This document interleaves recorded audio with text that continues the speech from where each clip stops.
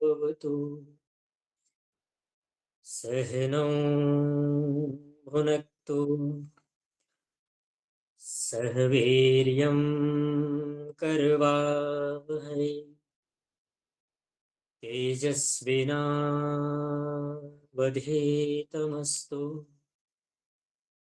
मा विद्विषावहै। ॐ शान्तिः शान्तिः शान्तिः। सत्यार्थ प्रकाश की कक्षा में आप सभी का हार्दिक स्वागत अभिनंदन है। सत्यार्थ प्रकाश के अंतर्गत हम 11वें समोल्लास के ऊपर विचार कर रहे हैं। 11वें समोल्लास का जो विषय है वो आर्यावर्तीय मत मतांतर खंडन मंडन विषय के अंतर्गत हमारा प्रसंग चल रहा है।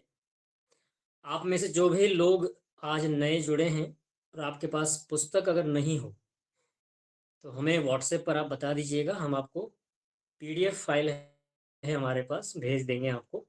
तो आप हमें हमारे नंबर पर जैसे भी आप जुड़े हैं हमें बता दीजिएगा, हमारे पास पुस्तक नहीं है तो आपको पीडीएफ भेज देंगे। फिलहाल आपके पास पुस्तक नहीं है तो आप सुनिए, और जो कुछ भी आपको कहीं कोई शंका होती है, कोई प्रश्न होता है तो उसको लिखिए। कक्षा के बाद हम 9 बजे के बाद उसका समाधान करेंगे। प्रश्न जो भी आता है तुरंत उसे नोट करें, बाद में फिर याद नहीं रहता वो, उसको उसी समय लिखें और उसका समाधान हम आपको करेंगे बाद में। कक्षा में आप ध्यान पूर्वक सुने। 11वें समोल्लास के अंतर्गत जो हमारा विषय चल रहा था, नवीन वेदांती जो कि यह मानता है कि केवल ब्रह्म ही है, संसार नहीं है, जीवात्मा नहीं है। अर्थात नवीन वेदांती पूर्व पक्ष के रूप में केवल ब्रह्म के ही अस्तित्व को स्वीकार करता है, संसार और जीवात्मा के स्वरूप को वो नहीं मानता है। उसके इन बातों का खंडन स्वामी दयानंद सरस्वती जी ने वेद के आधार पर किया। यह जो कुछ भी संसार हमें आंखों से दिख रहा है यह कोई काल्पनिक वस्तु नहीं है। ये पृथ्वी, सूरज, चांद, सितारे, जो कुछ भी हमें दिख रहे हैं ये कोई काल्पनिक वस्तु नहीं है, ये वास्तविक है। इसको काल्पनिक मानने वाला जो व्यक्ति है वो वास्तव में सिद्धांतों से अभी उसका परिचय नहीं हुआ है, वेद के सिद्धांतों से अनभिज्ञ है वो, इसलिए वो ऐसा मानता है। तो उसका खंडन तर्क और प्रमाण से स्वामी जी ने किया। अब एक सिद्धांती के रूप में स्वामी जी अब बता रहे हैं कि पूर्व पक्षी ने जो कहा था कि इस संसार में जो कुछ भी सुख दुख अनुभव किया जाता है, कोई पापी होता है, कोई पुण्यात्मा होता है, जन्म और मरण जो कुछ भी होते हैं, ठीक है, ये इसको अनुभव करने वाला कोई आत्मा नहीं है, इसको अनुभव करने वाला कोई चिदाभास है, यानी कि अंतःकरण है। उसका समाधान स्वामी जी ने दिया था कि अंतःकरण कैसा है। अंतःकरण एक जड़ पदार्थ है और जड़ वस्तु को किसी भी प्रकार का सुख दुख की अनुभूति नहीं होती है। ठीक है, जड़ वस्तु का मतलब होता है जिसमें चेतना न हो। ठीक है, तो अनुभव करने वाला इस शरीर के अंदर बैठा हुआ कौन है? वो आत्मा है। हम सब कौन है? हम सब शरीर नहीं है, हम सब आत्मा है। अनुभव हमको होता है शरीर के माध्यम से, शरीर को नहीं होता है। अगर कोई ये कहे, ध्यान सुनिएगा, बात सिद्धांतिक सिद्धांतिक है। यदि कोई ऐसा कहे कि शरीर को ही अनुभव होता है, ठीक है, उसको अनुभव करने वाला कोई दूसरा आत्मा नहीं है, तो उससे पूछना चाहिए कि अगर शरीर को ही अनुभव होता है तो जब किसी व्यक्ति की मृत्यु हो जाती है, ठीक है, और जब उसको जलाया जाता है, तो क्यों नहीं वो चिल्लाता है, क्यों नहीं रोता है वो? शरीर को अनुभव होता है ना, तो शरीर तो अभी भी है वो। चिता पर जब शरीर जल रहा होता है अग्नि से, तो शरीर तो होता ही है ना, तो उस समय उसको अनुभव क्यों नहीं होता है? क्यों नहीं वो रोता है, चिल्लाता है? ऐसा तो कुछ नहीं होता। एक व्यक्ति मर जाता है, उसके पोस्टमार्टम किए जाते हैं, चीरे चीरे फाड़े जाते हैं शरीर उसके, तो कुछ नहीं बोलता वो, ठीक है। इससे यह पता चलता है कि भीतर शरीर के अंदर एक आत्मा है जो कि हर प्रकार के सुख दुख को अनुभव करता रहता है। सर्दी गर्मी, भूख प्यास, मान अपमान, ठीक है, हानि लाभ, सबको अनुभव करता है वो। लेकिन वही एक मुर्दा मृत शरीर जो पड़ा हुआ है भूमि पर, उसको कुछ नहीं अनुभव होता, वैसे ही पड़ा रहता है। उसको अगर जरा से भी संवेदना होती, तो वो जो मरा हुआ शरीर जो भूमि पर पड़ा हुआ है, उसके आस पड़ोस के लोग, उसके परिवारजन रोते हैं, विलखते हैं, एक बार भी नहीं कहता कि मत रो। थोड़ी सी भी प्रतिक्रिया उसकी ओर से नहीं आती, चाहे कितने ही आप सिर पटकते रहो, कितनी ही चूड़ियां फोड़ते रहो, वो एक बार भी उठकर खड़ा नहीं होता। क्यों नहीं होता? क्योंकि सुनने वाला, अनुभव करने वाला जो व्यक्ति था उस शरीर के अंदर, अब वो नहीं रहा, चला गया, वो खत्म हो गया उसका, यानी वो शरीर से अलग हो गया। इस तरह से भी सिद्ध होता है कि शरीर को अनुभव नहीं होता। यदि शरीर को अनुभव होता तो मुर्दा खड़ा हो जाता, उठ करके बैठ जाता फिर। लेकिन ऐसा कभी नहीं होता है। अब एक सिद्धांति के रूप में स्वामी जी कह रहे हैं कि यह दृष्टांत तुम्हारा व्यर्थ है, जो चिदाभास का दृष्टांत दिया पूर्व पक्षी ने। क्योंकि सूर्य क्या है, आकार वाला है। पीछे क्या था कि जैसे उसने कहा था ना कि घटा घटा घटाकाश मठाकाश, ठीक है, अलग अलग आकाश होते हैं, अलग अलग संबंधों से उनके अलग अलग नाम हो जाते हैं।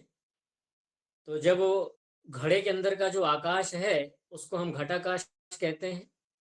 घर के अंदर जो आकाश है उसको हम क्या बोलते हैं, मठाकाश बोलते हैं, ठीक है। तो उस तरह से उसने एक अपना कुतर्क प्रस्तुत किया था पूर्व पक्षी ने। उसका खंडन कर रहे हैं कि सूर्य आकार वाला, जल कुंडे भी आकार वाले हैं।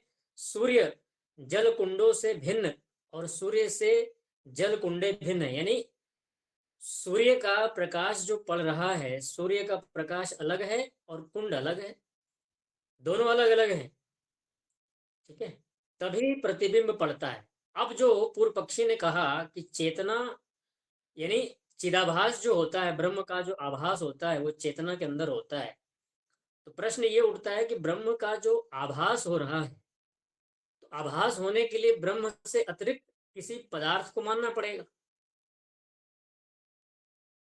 समझ में आ रहा है आप लोगों को? पूर्व पक्षी का जो मुख्य जो मानना था कि ब्रह्म ही है, दूसरा कुछ नहीं है, लेकिन दूसरी तरफ वो कह रहा है कि ब्रह्म का जो ज्ञान है, ब्रह्म की जो चेतना है, वो दूसरे किसी चेतन चिदाभास में उसका अनुभव हो रहा है, ठीक है, किसी अंतःकरण में। तो सवाल यहाँ ये उठता है कि आप एक तरफ कह रहे हो कि ब्रह्म के अलावा कोई दूसरी वस्तु है ही नहीं, तो फिर किसके अंदर ब्रह्म का आभास स्वीकार कर रहे हो? इसका मतलब आप मानते हो कि ब्रह्म से अतिरिक्त कुछ है, तो फिर आप ये क्यों कहते हो कि ब्रह्म ही है, दूसरा कुछ है ही नहीं? ठीक है ना? तो उसकी बातों, उसकी अपने ही सिद्धांत उसकी ही बातों से खंडित हो रहे हैं। उसके लिए कहा कि स्वामी जी ने कहा कि देखो, सूर्य का जो प्रकाश जो कुंड में पड़ रहा है, तो सूर्य का प्रकाश भी है, उसका भी अपना अस्तित्व है, और जिसके अंदर वो सूर्य का प्रकाश पड़ रहा है उसका भी अपना अस्तित्व, यानी दो वस्तुएं हो गई ना। एक तो जिसके ऊपर प्रकाश पड़ रहा है और जो पड़ रहा है, दोनों अलग अलग हो गए ना। यदि निराकार होता तो उसका प्रतिबिंब कभी नहीं होता। निराकार वस्तु का प्रतिबिंब कभी नहीं होता है, ध्यान दीजिएगा। हमेशा प्रतिबिंब मतलब परछाई, हमेशा जो छाया होती है, जो प्रतिबिंब होता है, वो साकार वस्तु का ही होता है। जो वस्तुएं साकार होती है, निराकार का कभी नहीं होता है। ईश्वर निराकार है ना, ईश्वर तो सारे संसार में व्याप्त है, उसकी परछाई कहाँ दिखती है? जो आत्मा शरीर छोड़ करके निकल जाती है उसकी परछाई दिखती है आप? नहीं दिखती। तो जैसे परमेश्वर निराकार है, सर्वत्र आकाशवत व्यापक होने से ब्रह्म से कोई पदार्थ व पदार्थों से ब्रह्म पृथक नहीं हो सकता। न तो परमात्मा में नमस्ते आचार्य जी। कक्षा शुरू। आचार्य जी कौन सा पाठ पढ़ा है तो बोलने। हाँ, ग्रुप में डाला है सुष्मिता जी, ग्रुप में देख लीजिए, स्क्रीनशॉट भेजा हुआ हमने, हाँ, ग्रुप ठीक में है। चेक कर लीजिए। हाँ जी। ईश्वर से संसार का कोई भी पदार्थ अलग नहीं हो सकता और न ही कोई पदार्थ ईश्वर से अलग हो सकते हैं। ठीक है। आप में से कुछ लोगों को मैं निवेदन करता हूँ, कुछ लोग कई दिनों से कक्षा में नहीं जुड़ रहे हैं, सूचना नहीं मिलती हमें। जैसे कि एक माधवी माता जी हैं, उनकी और सूचना आचार्य भी जी, क्षमा हाँ, चाहती हूँ, मैं अभी भी सीढ़ियाँ चढ़ते-चढ़ते ही मैंने चालू किया, अभी कुछ ज़्यादा व्यस्तता बहुत बढ़ गई मेरे यहाँ। अच्छा कोई बात नहीं, कोई बात नहीं, कोई बात नहीं। आप 22 हमें बता तारीख के दिया बाद करें। 22 तारीख के बाद रेगुलर बिल्कुल टाइम पे रहूँगी। ठीक है, ठीक है। बस माता जी एक छोटी सूचना डाल देंगे ना तो हमें पता लग जाएगा। आप छुट्टी लो, कोई दिक्कत नहीं है, छुट्टी आप आचार्य जी लीजिए। परीक्षा भी नहीं दे पाई मैं, अब देना चाह रही हूँ, हाँ दे हाँ, दूँ क्या करूँ? कोई बात नहीं, कोई बात दे दीजिएगा, दिन में बताइए, दे देंगे लिंक आपको। ठीक है। जी, जी। बस आप लोगों से निवेदन यही है कि आप सूचना हमें डाल दिया करें। 24 घंटे के अंदर अगर सूचना नहीं मिली तो पता है ना क्या करना होता है। 50 गायत्री मंत्र रिकॉर्ड करके भेजना होता है हमें। ये नियम सबके लिए है, एक कृपया बार मैं ध्यान रखें। भेज चुकी हूँ आचार्य जी, आप चेक करें कि नहीं आपने? फिर से भेजना पड़ेगा आपको फिर। और ठीक है। भेज दूँगी। अभी माइक बंद रखिए, रिकॉर्डिंग चल रही है। ठीक है, तो कृपया ध्यान रखें, इसको याद रखिए। कक्षा में तो आपको जुड़ना है ना, ऐसा तो नहीं कि आज जुड़े हैं कल नहीं जुड़ना, कल के बाद कभी नहीं जुड़ना है, ऐसा तो नहीं है ना। तो ये हमारी इस कक्षा का एक संविधान है और इस जैसे आप परमात्मा के संविधान का पालन करते हैं ना, ये भी आपकी उन्नति के लिए ही है, आपकी प्रगति के लिए है। इस संविधान का पालन पूरी श्रद्धा से, निष्ठा से करें। इसके लिए कोई कंजूसी ना करें। इसके लिए सूचना देने में न तो आपका कुछ लगता है न हमारा लगता है। बस डाल दीजिए, एक अच्छा अभ्यास है। और देखिए मैं आपको एक गंभीर बात बताता हूँ इसी प्रसंग में। ये अभ्यास अगर आपका नहीं है, अगर आप बना लेते हैं तो आप घाटे में कभी नहीं रहेंगे। ध्यान रखिए, लिख लीजिए इसको। कभी भी आप नुकसान में नहीं रहेंगे। ये अच्छा अभ्यास है आपके वर्तमान जीवन के लिए भी और अगले जीवन में भी। ये संस्कार के रूप में आपके लिए सहयोगी बनने वाला है। ठीक है। तो इसको तो कभी भी आप घाटे का सौदा ना समझें। क्या सूचना देना है फालतू का। जुड़ी तो रहे हैं, एक दिन नहीं आए तो क्या हो जाएगा, कौन सी पृथ्वी ऊपर नीचे हो जाएगी। ठीक है, तो ऐसा नहीं है, यही गलत अभ्यास। ठीक है, कई जन्मांतरों तक हमारे साथ साथ चलता रहता है। एक अच्छा अभ्यास अगर हम बना लेते हैं तो हमारे लिए फायदे का सौदा है, नुकसान का नहीं है बिल्कुल भी। इसका अभ्यास आप लोग बना लीजिए कि आचार्य को हमें हर हाल में सूचना देना है यदि हम कक्षा में नहीं जुड़ पा रहे हैं तो। ठीक है, आप नहीं दे पा रहे हैं तो किसी को बोल दो घर में कि भाई सूचना डाल दो ग्रुप में, आचार्य जी को भेज दो, वो भेज देगा। ठीक। चलिए, तो हमारा देखिए काम है, हम आपको बताते रहेंगे। और मैं भी समझता हूँ कि जब किसी चीज का अभ्यास नहीं होता है, हाँ जी क्या कह रहा हूँ मैं, जब किसी चीज का अभ्यास नहीं होता है, विशेष करके अच्छे कार्य का, तो उसका अभ्यास बनाने के लिए बहुत परिश्रम लगता है, बहुत प्रेरणा चाहिए हमें उसके लिए। तो हमारा काम है, चूंकि मैं आपका अध्यापक हूँ, तो बताना हमारा कर्तव्य है, हमारा फर्ज है। तो बार बार आपको हम बताते रहेंगे और आप भी इस पर अमल करते रहिए। ईश्वर सर्वव्यापक होने के कारण न तो उससे हम अलग हो सकते हैं और न परमात्मा हमसे अलग हो सकता है। व्याप्य व्यापक संबंध से एक भी नहीं हो सकते। ठीक है, व्याप्य व्यापक संबंध होने के कारण दोनों एक भी नहीं है। उदाहरण देता हूं आपको, सुनिए। पुराने लोगों को तो पता है, नए लोगों को भी थोड़ा पता लग जाए। व्याप्य व्यापक संबंध का मतलब होता है कि दो अलग अलग वस्तुएं जब आपस में एक मिलकर एक हो जाती हैं, एक जैसी दिखती हैं, होती नहीं है, एक जैसी दिखाई देने लगती हैं, उसको कहते हैं व्याप्य व्यापक संबंध। नए लोग इस शब्द को नोट कर लीजिएगा। व्याप्य व्यापक संबंध हो सकता है आपने पहली बार सुना हो, तो अगर इस पे आपकी कोई शंका होगी तो कक्षा के बाद हम समाधान कर लेंगे। व्याप्य व्यापक संबंध का एक उदाहरण जो सबसे प्रसिद्ध होता है वो होता है अग्नि और लोहे का। ठीक है, अग्नि के अंदर जब किसी लोहे को आप डालते हैं, कुछ समय के बाद क्या हो जाता है, लोहा अग्नि के समान एकदम लाल हो जाता है ना, अग्नि जैसा हो जाता है। तो अग्नि उस लोहे के अंदर तक प्रवेश कर जाती है। इस संबंध को कहा जाता है व्याप्य व्यापक संबंध। लेकिन ध्यान रखिएगा, वो जो लोहे को आपने अग्नि के अंदर से निकाला और जो लाल वो दिख रहा है, इसका मतलब ये नहीं है कि लोहा ही है वहां। वहां दो चीजें अलग अलग है, एक अग्नि भी है और एक लोहा भी है। दोनों तदाकार होकर के एक जैसे दिख रहे हैं, लेकिन हैं वास्तव में दोनों अलग अलग। ठीक इसी प्रकार से संसार के अंदर परमात्मा इसी प्रकार से व्यापक है जैसे लोहे के अंदर अग्नि व्यापक होती है। ठीक है, इसलिए संसार अलग है और परमात्मा अलग है, दोनों एक नहीं है। ठीक है, आगे चलते हैं। व्याप्य व्यापक संबंध का बता दिया कि एक भी नहीं हो सकते, अर्थात अन्वय व्यतिरेक भाव से देखने से व्याप्य व्यापक मिले हुए और वस्तुतः सदा पृथक रहते हैं। अन्वय व्यतिरेक भाव क्या है? समानता और भिन्नता। ठीक है, कुछ गुणों में समानता देखी जाती है, जैसे कि हमारे अंदर परमात्मा विद्यमान है, तो हमारे और परमात्मा के अंदर क्या समानता है? हाँ जी, हमारे अंदर और परमात्मा के अंदर, इन दोनों के अंदर समानता क्या है? दोनों चेतन हैं, ये समानता है। दोनों पवित्र हैं, ये समानता है। भिन्नता क्या है? हम सब अल्पज्ञ हैं, अल्प शक्ति वाले हैं, लेकिन परमात्मा सर्वज्ञ है, सर्वशक्ति वाला है। ठीक है, ये भिन्नता है। इसी को अन्वय व्यतिरेक कहा जाता है, समानता और असमानता। तो स्वामी दयानंद सरस्वती जी ये कहना चाह रहे हैं कि जब भी संसार को और भगवान को आप देखोगे और दोनों के बीच में अंतर देखने का प्रयास करोगे, तो आप कैसे समझना है?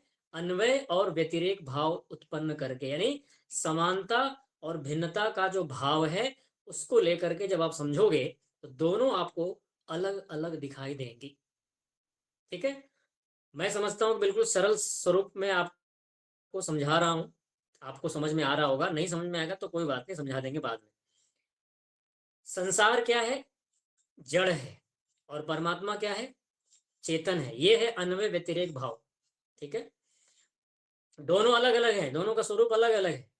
इस प्रकार से कहा कि अगर हम व्यापक मिले हुए और वस्तुतः सदा पृथक रहते हैं, जो एक हो, तो अपने में व्यापक संबंध कभी नहीं घट सकता।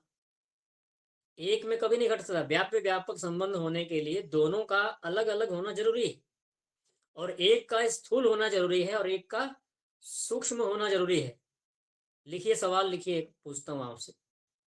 अगर मैं आपसे कभी पूछूं, ठीक है, कि व्यापक संबंध होने के लिए दोनों को अलग अलग होना जरूरी क्यों है, एक सवाल ये है।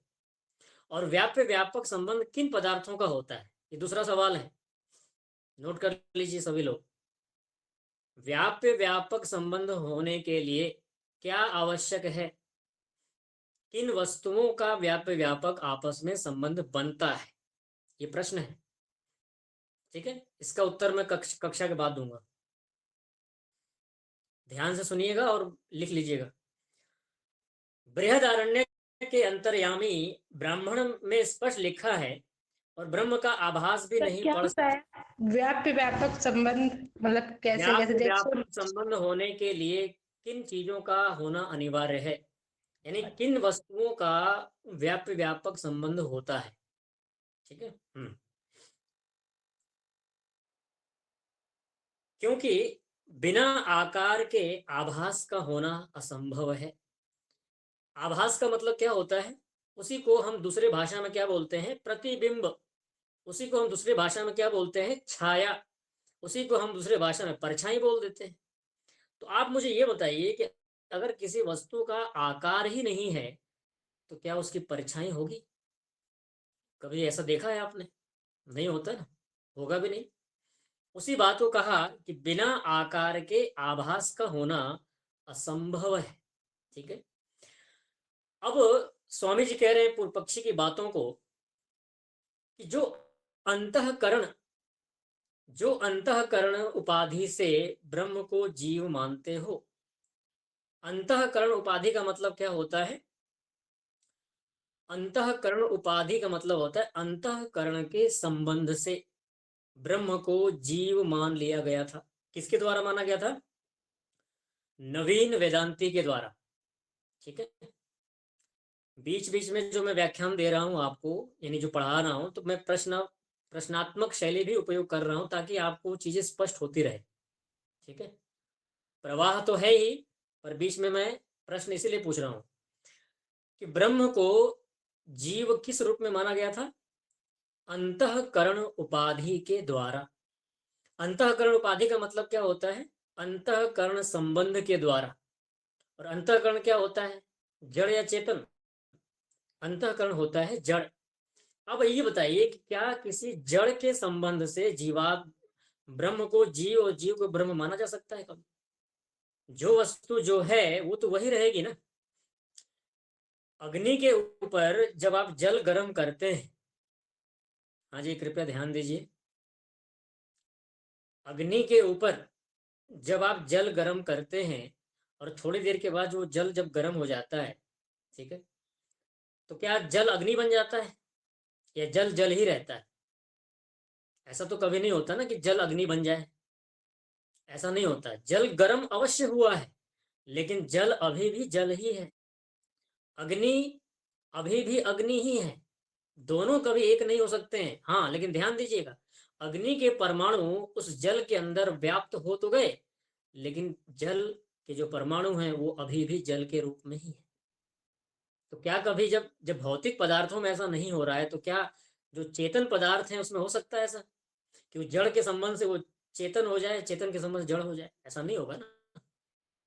यानी अंतःकरण के संबंध से ब्रह्म को जीव मान लेना ये मूर्खता का विषय है, समझदारी की बात नहीं। सो तुम्हारी बात बालक के समान है। स्वामी जी लिख भी दिए, ये बालक ही ऐसा ऐसा कह सकता है, बुद्धिमान तो नहीं कहेगा।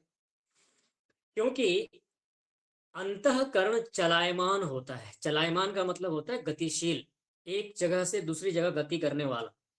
और कैसा है? खंड खंड है। देखिए आप सब इतने सारे लोग बैठे हैं, कितने लोग हैं अभी? लगभग 70-72 के आसपास, 75 के आसपास। ठीक है, इतने सारे लोग आप बैठे हैं, सबका अंतःकरण अलग अलग है ना। ठीक है, किसी का एक तो नहीं है। आप सबके अंदर कौन कौन से विचार चल रहे हैं वो सबके अंदर अपना पर्सनल है, मिक्सअप नहीं होता यहाँ।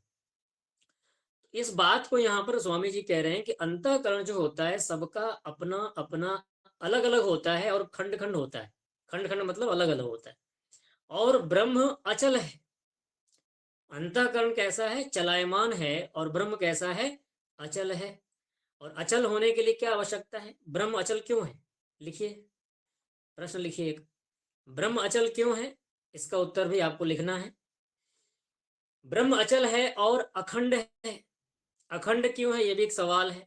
ब्रह्म अखंड क्यों है? ये सब सवाल, चलो आपको इसका उत्तर तो आ रहा होगा, लेकिन अपनी जो नई पीढ़ी है, आजकल के जो नए बच्चे हैं, उनसे आप पूछ सकते हो, उनसे सवाल करो आप कि ब्रह्म खंड खंड होता है या अखंड है? ब्रह्म चलायमान होता है या अचलायमान है? तो जब वो कहेंगे कि नहीं ब्रह्म चलायमान होता है, तो क्यों होता है? और यदि वो कहें कि ब्रह्म अचलायमान है, तो क्यों है? हर सवाल के पीछे एक क्यों, क्यों, क्या और कैसे, यही है वैदिक सिद्धांत का आधार। किसी भी चीज को हम अगर माने तो क्यों माने, उसके पीछे लॉजिक क्या है? ऐसे तो नहीं बस कुछ भी कह दिया और मान लेना है, उसके पीछे तर्क क्या है, उसके पीछे प्रमाण क्या है? तो ब्रह्म अचल है क्यों है, ब्रह्म अखंड है तो क्यों है? इसकी चर्चा हम कर चुके हैं। जिनको नहीं आता होगा 9 बजे समाधान करेंगे उसका। यदि तुम ब्रह्म और जीव को पृथक पृथक न मानोगे तो इसका उत्तर दीजिए कि जहां जहां अंतःकरण चलता जाएगा, यदि ब्रह्म और जीव को अलग अलग नहीं मानेंगे तो इसका उत्तर देना पड़ेगा कि जहां जहां अंतःकरण चलता जाएगा वहां वहां के ब्रह्म को अज्ञानी और जिस जिस देश को छोड़ेगा वहां वहां के ब्रह्म को ज्ञानी कर देवेगा। अब ये समझने का विषय है कि अंतःकरण जिस जिस देश में चलता जाएगा वहां के ब्रह्म को अज्ञानी कैसे करता चला जाएगा, क्योंकि ब्रह्म कैसा है, सर्वज्ञ है, ज्ञानी है। लेकिन अगर अंतःकरण की उपाधि से उसकी चेतनता मानेंगे तो अंतःकरण बना है संसार के संबंध से, और संसार के संबंध से जो चीजें बनती हैं वो होती हैं अविद्या से युक्त। तो अब आप ये बताइए कि अंतःकरण के संबंध में ब्रह्म जहां जहां भी आएगा उतने उतने अंशों तक ब्रह्म अज्ञानी बनेगा नहीं बनेगा?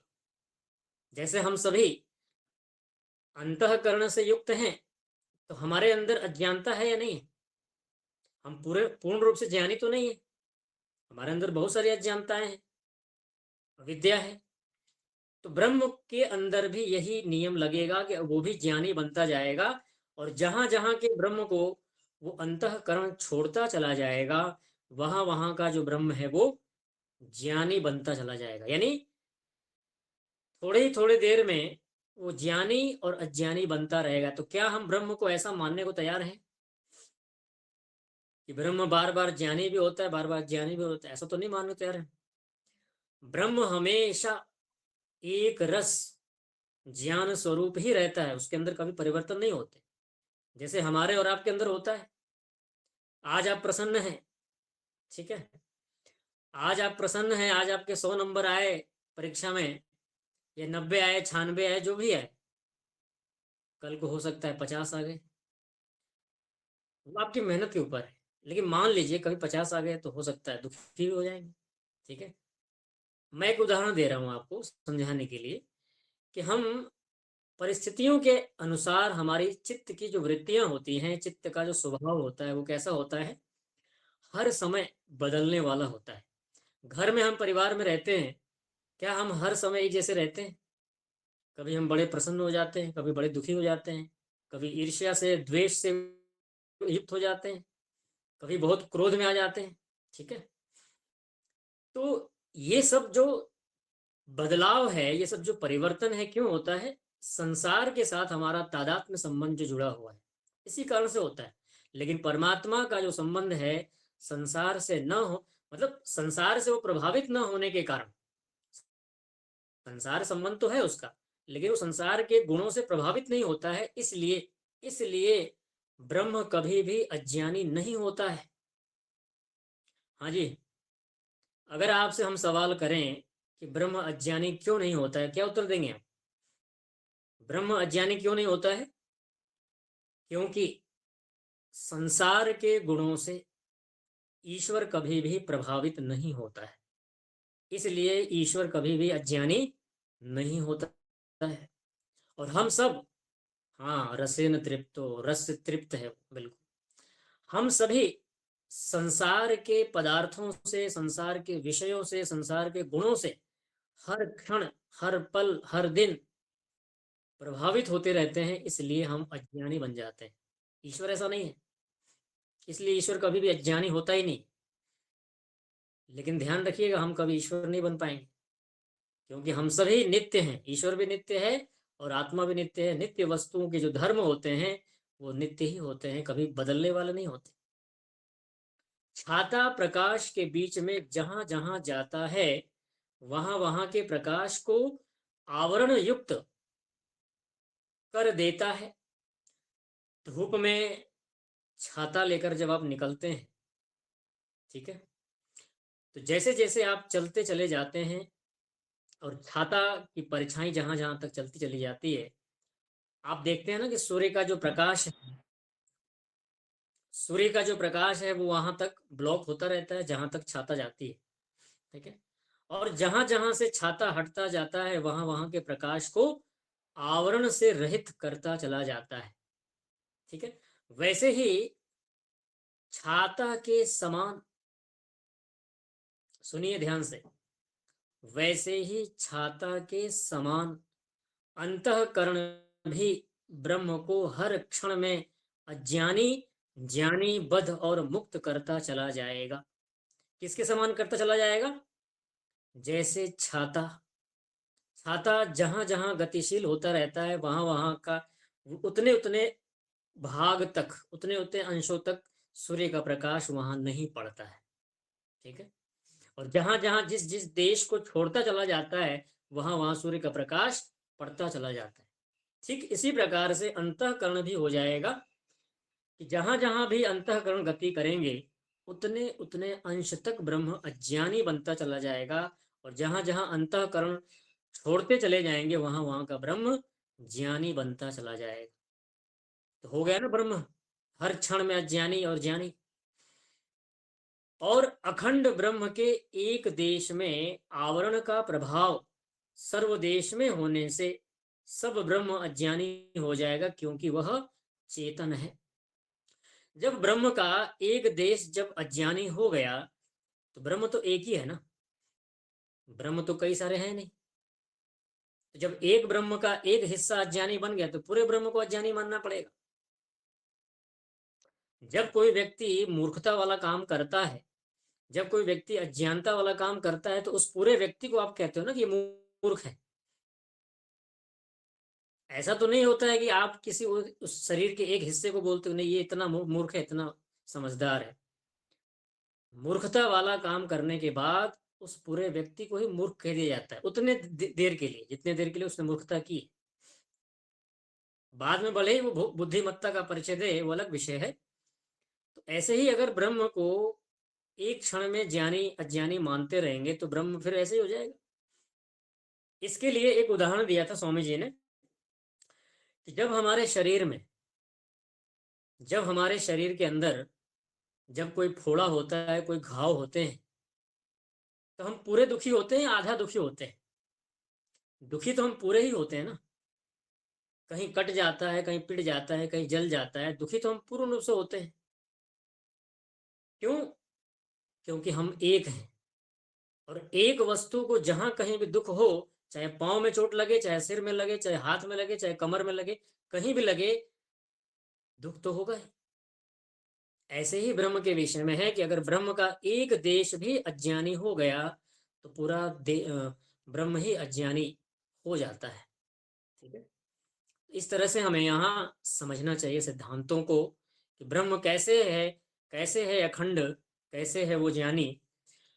अब एक उदाहरण और दे रहे हैं कि और मथुरा में अंतःकरणस्थ।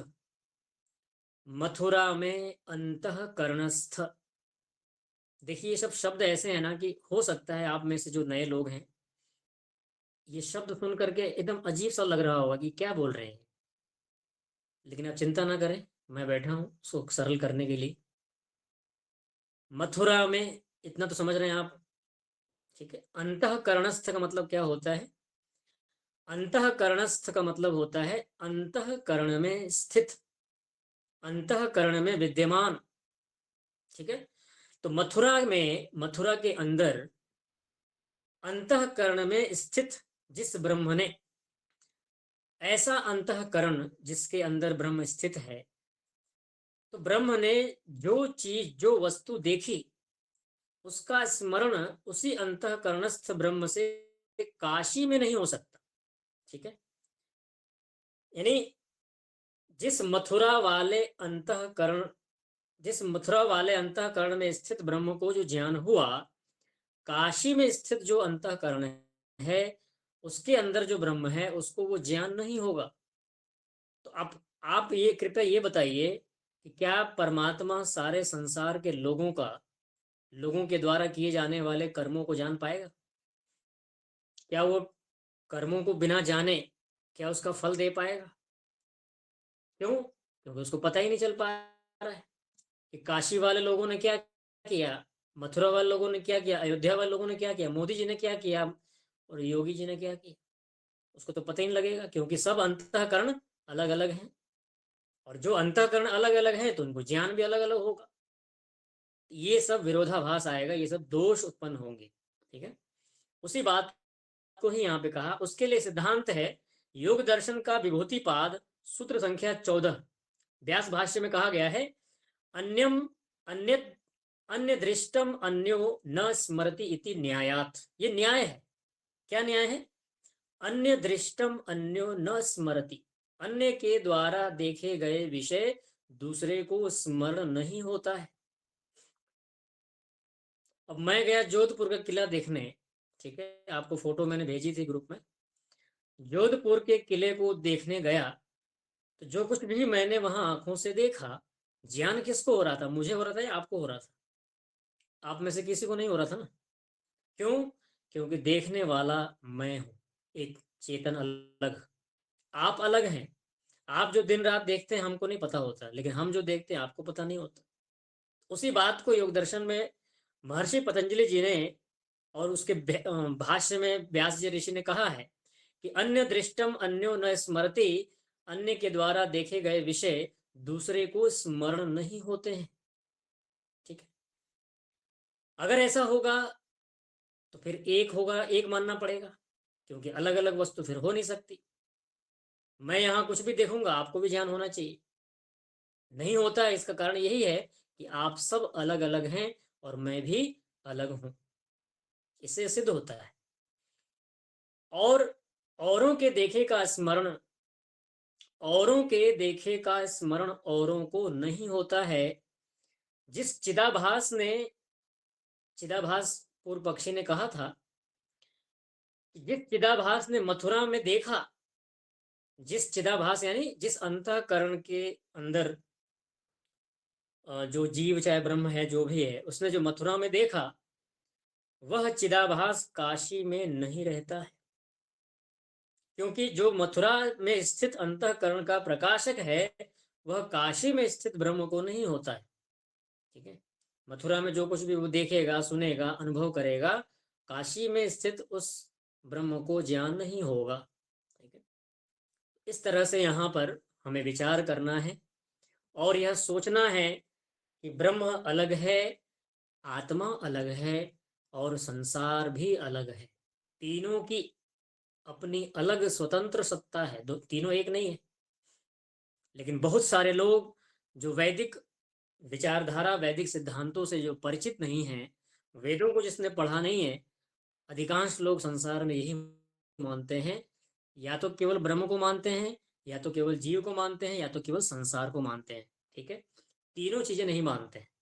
इसी को वेद शास्त्रों में त्रैतवाद सिद्धांत कहा जाता है। नोट कर लीजिए, त्रैतवाद।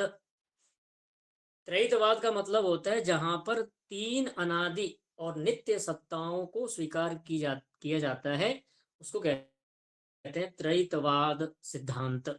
ईश्वर, जीव और प्रकृति, तीनों की जहां पर, तीनों के अस्तित्व को जहां पर स्वीकार किया जाता है, उसको कहा जाता है त्रैतवाद सिद्धांत।